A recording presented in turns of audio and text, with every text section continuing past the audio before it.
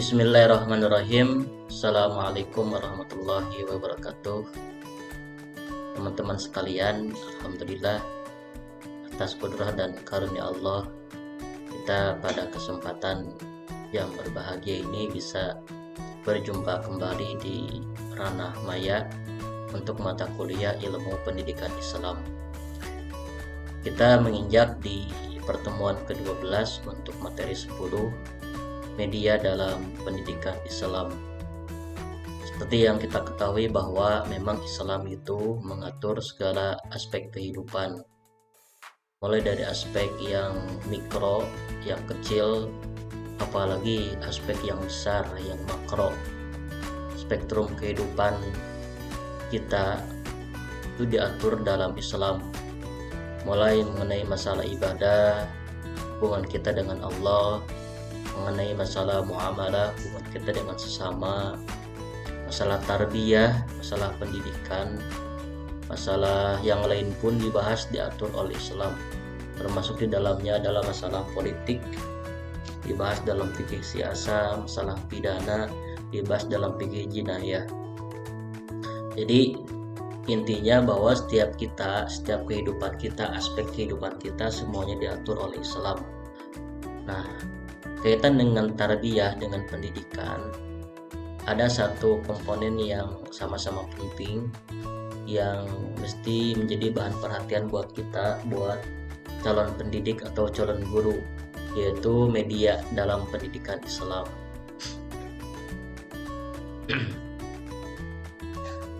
Nah, teman-teman, kira-kira apa itu media?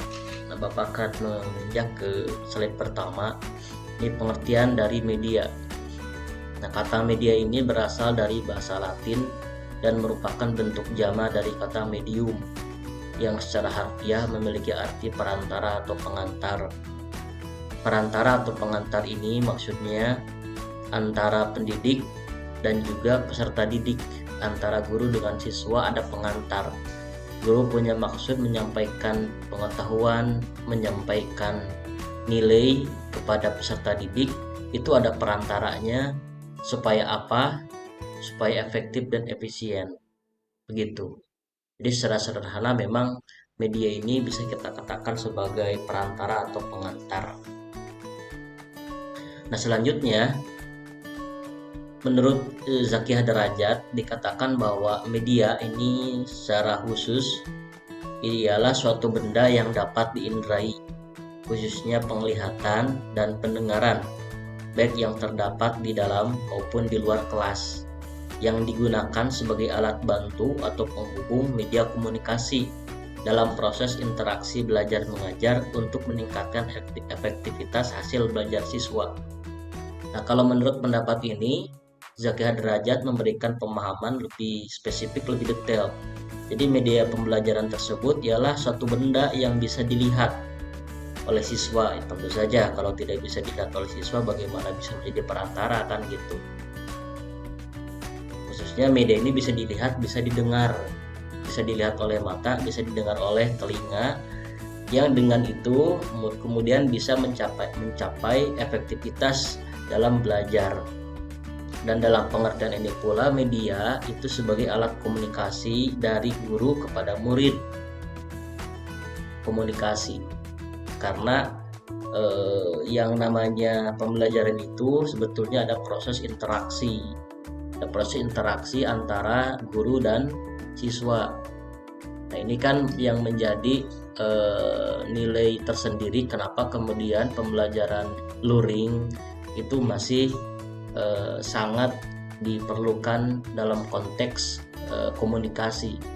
Karena biasanya kalau daring itu komunikasi interaksi antara guru dan murid itu agak sedikit terdistorsi atau sedikit tereduksi, ya, tidak ada komunikasi yang efektif.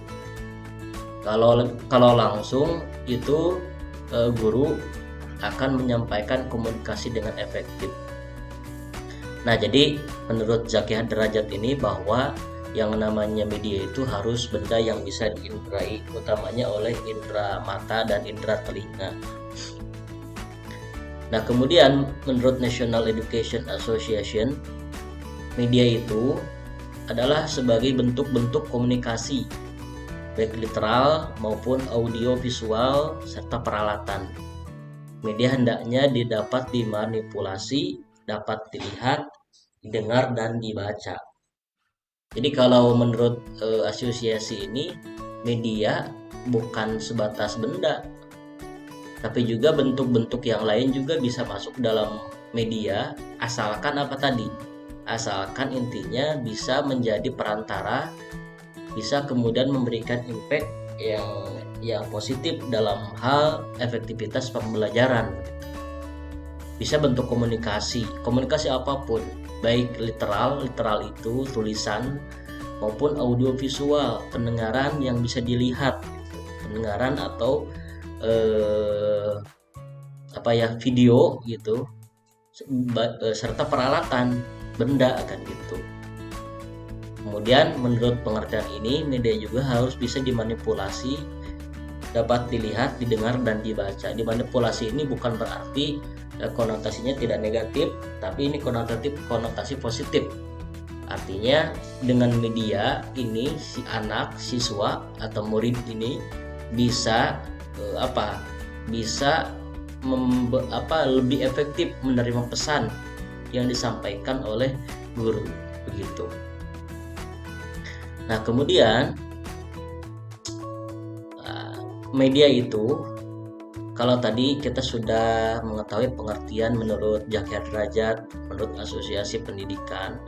Jadi setidaknya media itu ada dalam dua makna. Yang pertama ada makna luas dan juga ada makna sempit. Nah, makna luas ini bisa dikatakan sebagai setiap orang atau materi atau peristiwa yang memberikan kesempatan pada siswa untuk memperoleh pengetahuan, keterampilan, dan sikap. Jadi potensi yang dimiliki oleh anak yang berupa aspek kognisi, pengetahuan, afeksi, sikap, dan juga psikomotor atau keterampilan, ini merupakan potensi yang sama sebetulnya diberikan oleh Allah kepada setiap umat manusia gitu. Nah, potensi itu mesti dikembangkan. Nah, proses pengembangannya bisa melalui beberapa hal. Nah, pengembangan potensi-potensi tersebut atau perantara untuk mengembangkan potensi tersebut, nah itu bisa dikatakan media begitu. Kalau dalam makna luas, jadi bisa peristiwa, ini kan lebih luas lagi. Peristiwa itu bisa jadi media pembelajaran, materi, dan juga orang atau personal. Mungkin kenapa kemudian kita menceritakan kisah-kisah, walaupun memang bentuknya audiovisual, tapi sebetulnya misalkan kita menceritakan memutar film tentang sejarah. Nah, sebetulnya itu media yang kita gunakan bukan hanya media audiovisual saja, tapi peristiwa dan kisah di dalamnya itu termasuk media. Untuk apa? Untuk tadi tujuan intinya efektivitas pembelajaran. Si anak bisa kemudian secara efektif mengembangkan potensi-potensi yang dimiliki tadi, potensi kognisi, afeksi, dan psikomotor. Nah, kemudian secara sempit, makna sempit, bahwa media itu adalah sarana non-personal, ya, dan personal bukan manusia, yang digunakan oleh guru yang memegang peranan dalam proses belajar mengajar untuk mencapai tujuan begitu. Jadi kalau makna sempit ini, manusia tidak termasuk ke dalam bagian dari media. Nah, kalau menurut saya sendiri bahwa memang media itu identik dengan sarana non personal sebetulnya. Kalau orang atau guru misalkan itu termasuk subjek pendidikan orang yang berperan dalam interaksi pembelajaran begitu. Ya, intinya apa? Intinya kenapa kemudian ada media untuk mencapai tujuan dari pembelajaran. Nah, selanjutnya dari beberapa perbedaan pengertian tentang media pendidikan dapat dilihat kesamaan satu sama lain. yaitu proses penyampaian pesan atau informasi secara efektif dan efisien, dapat diterima dan selalu diingat oleh peserta didik. Itu intinya. Jadi di antara beberapa pengertian yang ada perbedaan di dalamnya, intinya bahwa media itu adalah sebagai perantara dalam proses pembelajaran. Proses pembelajaran yang di dalamnya ada penyampaian pesan atau informasi yang kemudian dengan media informasi pesan tersebut bisa secara efektif dan efisien diterima oleh anak. Bukan hanya diterima, tapi kemudian senantiasa diingat oleh anak atau oleh peserta didik tersebut. Nah, selanjutnya, bahwa media pendidikan merupakan alat bantu atau sarana yang dijadikan sebagai perantara atau piranti komunikasi untuk menyampaikan pesan atau informasi berupa ilmu pengetahuan dari berbagai sumber ke penerima pesan atau informasi guna mencapai tujuan pembelajaran. Oke, baik. Jadi ulangi lagi bahwa sarana non personal dari beberapa perbedaan pengertian tentang media pendidikan dapat dilihat kesamaan satu sama lain, yaitu proses penyampaian pesan atau informasi secara efektif dan efisien, dapat diterima dan selalu diingat oleh peserta didik. Nah, kemudian bahwa media pendidikan merupakan alat bantu atau sarana yang dijadikan sebagai perantara atau piranti komunikasi untuk menyampaikan pesan atau informasi berupa ilmu pengetahuan dari berbagai sumber ke penerima pesan atau informasi guna mencapai tujuan pembelajaran. Nah, kemudian peranan media. Kenapa kemudian media pendidikan itu masuk dalam komponen pendidikan penting dalam interaksi pembelajaran, dalam proses belajar mengajar? Karena setidaknya dengan media ini ada 3 peran penting. Yang pertama adalah peran penarik perhatian atau intentional role. Dengan media, apalagi untuk anak-anak, untuk SD atau pendidikan dasar utamanya, itu anak akan bosan jika kemudian pembelajaran terlaksana dengan monoton. Makanya kan kenapa ada Pak Ikem, ada pembelajaran Pak Ikem, itu salah satunya bagaimana si anak tidak jenuh, tidak bosan dengan kegiatan pembelajaran. Dan biasanya memang anak-anak ini punya durasi waktu perhatian kepada apa yang disampaikan guru sangat sedikit. Begitu, paling banyak itu paling lama cuma 15 menit. Setelah 15 menit pasti anak sudah tidak nyaman dengan apa yang disampaikan oleh guru jika apa yang disampaikannya pun monoton. Oleh karenanya media ini digunakan untuk menarik perhatian.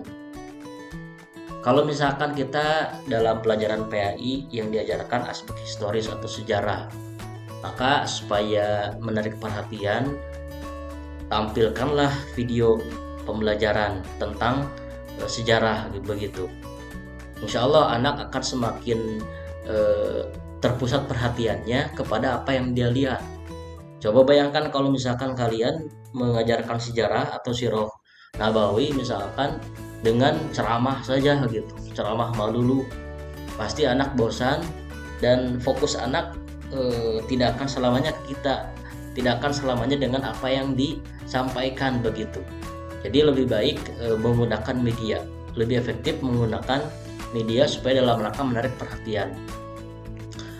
Kemudian yang kedua adalah peran komunikasi atau communication role. Jadi ada komunikasi yang sebetulnya efektif dan efisien jika dilakukan dengan media. Jadi tadi bahwa yang kita lakukan sekarang adalah SCL, Student Centered Learning. Jadi anak yang menjadi pusat perhatian begitu. Nah, komunikasi dua arah itu mesti senantiasa dilakukan oleh kita kepada peserta didik. Komunikasi dua arah dialogis, tidak monolog. tidak melulu guru ceramah begitu. Karena mindset sekarang, paradigma sekarang adalah student center learning. Muridlah yang menjadi yang menjadi pusat perhatian. Nah, guru sebagai fasilitator, apa yang dibutuhkan oleh siswa itu menjadi prioritas utama yang mesti sekarang itu dilakukan oleh guru begitu. Nah, guru itu pasti punya informasi. Guru itu pasti punya peran dalam hal menyampaikan informasi, menyampaikan value, nilai kepada anak. Nah, kadangkala informasi tersebut mesti dikomunikasikan dengan peserta didik. Tetapi sayangnya komunikasi yang dilakukan oleh guru kadangkala tidak ditangkap dengan baik dan benar oleh peserta didik. Tentu saja itu dengan banyak faktor. Nah, salah satunya untuk mengikis faktor penghambat komunikasi kita itu dengan media pembelajaran begitu. Nah, kemudian yang selanjutnya adalah sebagai peran retention role atau peran pengingat. Jadi dengan media itu si anak itu akan memori anak dengan media itu menjadi semakin kuat begitu. Misalkan kita mengajarkan sholat atau wudhu misalkan kepada anak didik. Kalau kita menggunakan ceramah saja, itu anak tidak mudah mengingat. Tapi coba gunakan media, bisa menggunakan media dengan metode demonstrasi, misalkan kita praktek langsung, kemudian kita tampilkan video tentang cara wudhu. Ingatan anak akan lebih banyak, akan lebih lama mengingat video pembelajaran praktek wudhu daripada disampaikan dengan ceramah begitu. Dan banyak lagi contoh-contoh bagaimana peran media dalam hal proses mengingat ingatan dari peserta didik tersebut. Jadi 3 peran.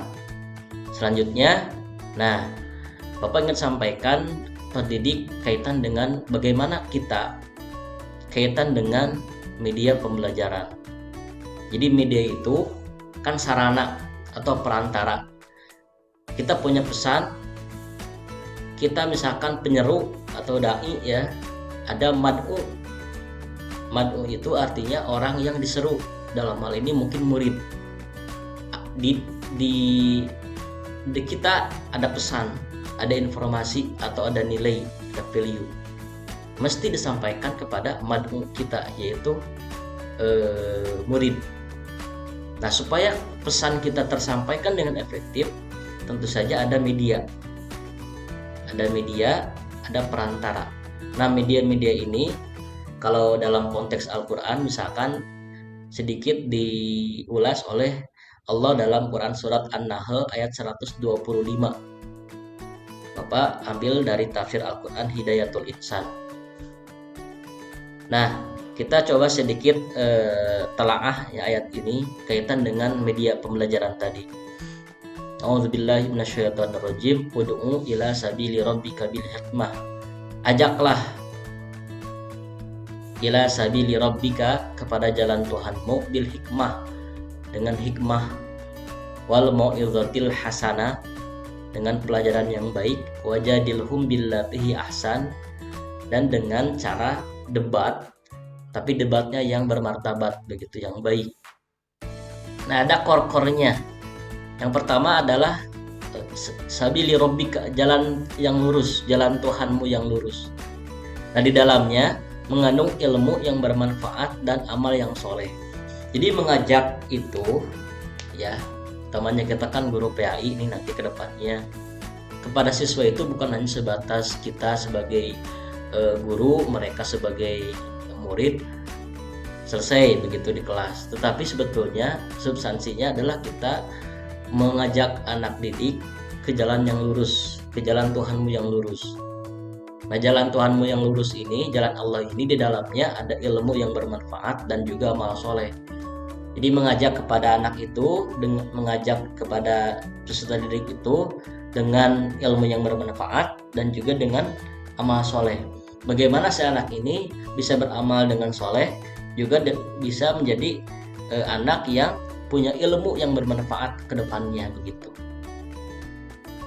Nah, bil hikmah, dengan hikmah. Nah, dalam tafsir ini dikatakan hikmah itu artinya tepat sasaran, yakni memposisikan sesuatu pada tempatnya. Nah, kalau kita hubungkan dengan media pembelajaran, maka hikmah di sini, tepat sasaran di sini, artinya media yang kita gunakan sesuai dengan kebutuhan anak. Ketika pelajaran sejarah, media yang dibutuhkan apa begitu. Ketika pelajaran akidah, media yang dibutuhkan apa begitu. Ketika pelajaran fikih, Quran hadis, atau pelajaran PAI secara umum, sub materinya harus menjadi patokan kita dalam menentukan media pembelajaran supaya tepat sasaran, supaya efektif dan efisien. Nilai-nilai yang kita sampaikan itu bisa diterima dengan baik oleh anak, oleh peserta didik begitu. Nah, kemudian wal mau'izatil hasanah, pelajaran yang baik. Nah, pelajaran yang baik di sini yakni nasihat yang baik dan perkataan yang menyentuh, termasuk pula memerintah dan melarang dengan targhib, dorongan, dan tarhib, menakut-nakuti begitu. Jadi pelajaran yang baik di sini nasihat yang baik. Dan apalagi kita itu kan guru agama senantiasa isinya itu mesti nasihat. Materi oke, disampaikan kepada anak, tapi inti dari penyampaian kita itu sebetulnya adalah nasihat yang baik. Dalam hadis dikatakan ad-dinun nasihah, agama itu adalah nasihat-nasihat. Nah, posisikan kita nanti di depan anak-anak sebagai fasilitator untuk kemajuan amal solehnya, kemajuan akhlaknya. Maka penuhi dengan nasihat. Nasihat yang bagaimana? Yang menyentuh. Memerintah, melarang dengan supaya dorongan, artinya memberikan motivasi. Menakut-nakuti dalam arti anak menjadi takut berbuat dosa, anak menjadi takut berbuat sesuatu yang sia-sia begitu. Jadi nanti kita itu sebagai pendidik bukan hanya profesional di dunia, tapi juga profesional di akhirat begitu. Punya implikasi positif terhadap investasi kebaikan kita nanti kalau kita betul-betul melaksanakan kegiatan ini dengan kegiatan pembelajaran ini dengan baik dan benar. Nah, kemudian wajadilhum billati ya ahsan, tadi debat ya, bantahlah mereka dengan cara yang baik. Kalau misalkan ada anak yang kritis, tentu itu bukan sebuah kemunduran, tapi itu sebuah kemajuan. Anak itu kritis itu sebuah kemajuan. Tapi tentu saja kalau misalkan menyikapi anak yang kritis tentu dengan sesuatu yang bermartabat. Diskusi begitu, barangkali diskusi, debat dengan cara yang santun. Bagaimana anak tidak merasa dirinya dilemahkan oleh guru, begitupun bagaimana caranya kita sebagai guru tidak terkesan dikalahkan oleh anak. Itu yang lebih istilahnya lebih kurang bermartabat kalau begitu. Nah, selanjutnya macam-macam media pendidikan Bapak bagi menjadi dua ya. Yang pertama ada perbuatan pendidik yang biasa disebut dengan software atau imaterial, mencakup nasihat, teladan, larangan, perintah, pujian, teguran, ancaman, dan hukuman. Ini dalam pengertian media pendidikan dengan makna yang luas. Perbuatan pendidik, apa yang dilakukan oleh pendidik, yang dipertontonkan oleh pendidik, itu jadi media pendidikan. Sebutnya imaterial atau software. Kita memberikan nasihat, memberikan teladan, melarang, memerintah, memuji, menegur, mengancam, menghukum, itu bagian dari media pendidikan dalam makna yang luas. Yang kedua, benda-benda sebagai alat bantu bisa disebut hardware atau material, mencakup meja, kursi belajar, papan tulis, penghapus, koper tulis, buku, peta, HP dan sebagainya. Itu bagian dari hardware atau material. Sebetulnya material-material ini bisa berfungsi kalau pendidik bisa memanfaatkan dengan sebaik-baiknya. Sebetulnya aktor utama di sini adalah pendidik, aktor yang kemudian mengelola, manage media pendidikan. Nah, klaster media pendidikan. Yang pertama, media pendidikan audio adalah media yang hanya dapat didengar berupa suara dengan berbagai alat penyampai suara, baik dari manusia maupun bukan manusia.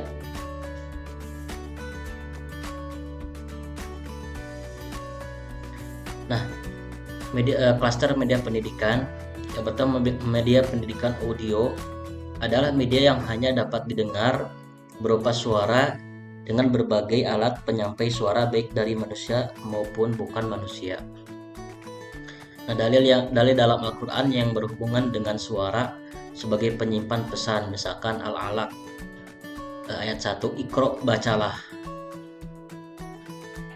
Jadi audio ini sesuatu yang bisa didengar oleh peserta didik. Suara kita itu bisa didengar oleh peserta didik, sehingga apa yang disampaikan oleh kita bisa terdengar oleh peserta didik.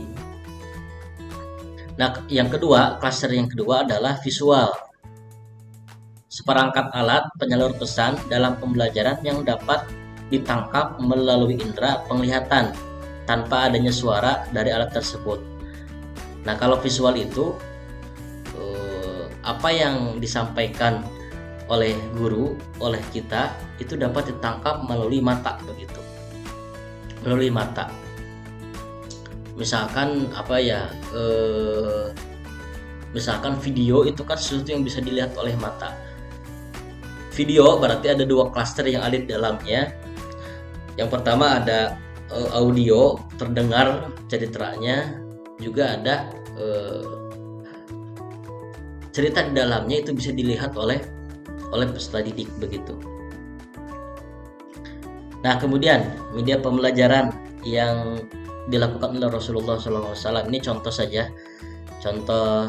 beberapa contoh yang berkaitan dengan media pembelajaran yang dilakukan oleh Rasulullah SAW. Yang pertama, menggunakan gambar. Misalkan hadis riwayat Imam Al-Bukhari, ini kaitan dengan Rasulullah SAW pernah membuat gambar persegi 4, lalu menggambar garis panjang di tengah persegi 4 tadi dan keluar melewati batas persegi itu. Kemudian beliau juga membuat garis-garis kecil di dalam persegi tadi di sampingnya, persegi yang digambar Nabi, dan beliau bersabda, ini adalah manusia, dan persegi 4 ini adalah ajal yang mengelilinginya, dan garis panjang yang keluar ini adalah cita-citanya, dan garis-garis kecil ini adalah penghalang-penghalangnya. Jika tidak terjebak dengan garis yang ini, maka kena garis yang ini. Jika tidak kena garis yang itu, maka kena garis yang setelahnya. Jika tidak mengenai semua penghalang tadi, maka dia pasti tertimpa ketuarentaan. Ini Nabi ingin menggambarkan bagaimana manusia itu dikelilingi oleh beberapa hal. Yang pertama ada ajal, yang kedua cita-cita, yang ketiga ambisi, yang keempat adalah ketuarentaan. Jadi Nabi ingin mengajarkan bahwa kita itu manusia punya ambisi, punya cita-cita, tetapi manusia itu dikelilingi oleh ajal yang suatu saat bisa menjemput, begitu. Nah, Nabi dalam menyampaikan pesan itu menggunakan gambar kepada para sahabat. Supaya apa? Supaya pesannya bisa lebih dimengerti oleh para sahabat. Kemudian yang kedua adalah menggunakan jari tangan. Ini hadis yang berbunyi ana waqafil yatim fil jannati hakada. menggunakan jari tangan. Nabi ingin mengumpamakan antara pemberi anak yatim dengan Nabi itu sangat dekat begitu nanti di surga. Nah, hadis itu Nabi menjelaskan tentang keistimewaan orang yang menyantuni atau memelihara dua anak perempuan dengan menggunakan jari tangan beliau. Nabi menggenggam jemarinya untuk memberikan penekanan tertentu, sehingga dapat dipahami bahwa jika orang yang memelihara dua anak perempuannya hingga ia dewasa atau sudah bisa menikah, maka kelak hari kiamat dia akan dekat dengan Muhammad SAW menggunakan jari begitu, saking dekatnya. Kemudian menggunakan kerikil, seperti hadis yang disampaikan Rasulullah. Suatu ketika Rasulullah bertanya kepada para sahabat tentang sebuah benda yang beliau pegang lalu melemparnya. Namun sahabat menjawab, hanya Allah dan Rasulnya yang tahu. Beliau menjawab, dua benda itu adalah kerikil sebagai salah satu media dalam pendidikan yang diajarkan Rasulullah, dengan mengumpamakan dua kerikil itu bagaikan angan-angan dan ajal seseorang. Maksudnya angan-angan di sini adalah kehidupan manusia di dunia dan ajal di sini adalah kematian atau ajal seseorang. Dua hal tersebut tidak dapat dipisahkan seperti halnya dua sisi mata uang. Keduanya sudah menjadi kodrat Allah Subhanahu wa taala dalam menentukan jalan kehidupan dan ajal manusia. Lagi-lagi Nabi menggunakan media untuk menyampaikan atau memberikan informasi tentang suatu hal. Nah, selanjutnya Bapak ingin sampaikan media pendidikan imateri atau yang bukan benda. Yang pertama adalah keteladanan.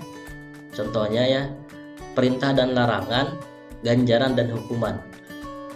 Keteladanan ini adalah hal yang fundamental sebetulnya dalam proses pengembangan nilai-nilai anak, baik nilai kognisi, afeksi atau psikomotor. Guru itu digugu dan ditiru. Kita ini adalah harus menjadi uswah bagi peserta didik. Peserta didik akan sangat hormat terhadap guru yang komitmen terhadap sesuatu, menunjukkan perilaku perangai yang baik kepada anak, kemudian memiliki kepribadian yang baik di hadapan anak, sehingga anak bisa menjadikan kita sebagai panutan, sebagai contoh.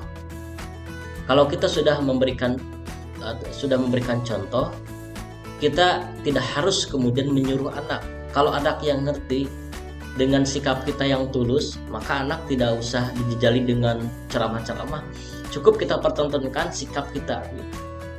Misalkan begini, ada sampah berserakan di depan kelas.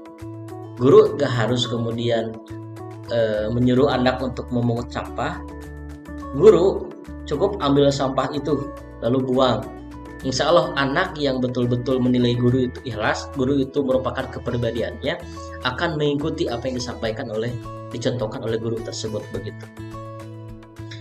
Perintah dan larangan bisa gitu. Media memerintah, melarang itu bagian dari media pembelajaran. Kadang memang anak tidak selamanya dewasa, tidak selamanya diberikan keteladanan, tapi anak itu bisa mengerjakan sesuatu, meninggalkan sesuatu dengan perintah dan larangan oleh guru.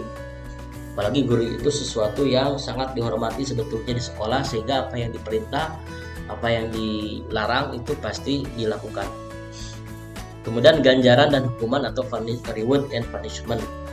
Ini juga bisa dilakukan sebagai bentuk media pendidikan. Reward, ganjaran, misalkan anak yang memiliki peringkat 1 atau 3 besar itu diberikan hadiah, misalkan apa begitu. Itu sebagai bentuk transfer nilai, bahwasanya kalau ranking 3 besar saya mendapat hadiah. Nah, otomatis anak yang pengen itu sikap dalam belajarnya akan ditingkatkan begitu. Termasuk hukuman, misalkan guru menghukum anak yang tidak mengerjakan PR, misalkan begitu. Berarti anak itu akan senantiasa sigap ketika mendapat tugas karena takut dihukum oleh guru. Nah, itu diantara impact-impact yang terjadi bila media pendidikan imateri yang bukan benda itu diterapkan dalam proses pembelajaran. Nah, itu saja teman-teman mahasiswa yang saya muliakan. Mudah-mudahan apa yang disampaikan bermanfaat, khususnya bagi saya yang menyampaikan, umumnya bagi yang menyimak, yang mendengarkan. Aku lupa lihada wa astagfirullah li wa lakum wa a'udzu bikum. Wassalamualaikum warahmatullahi wabarakatuh.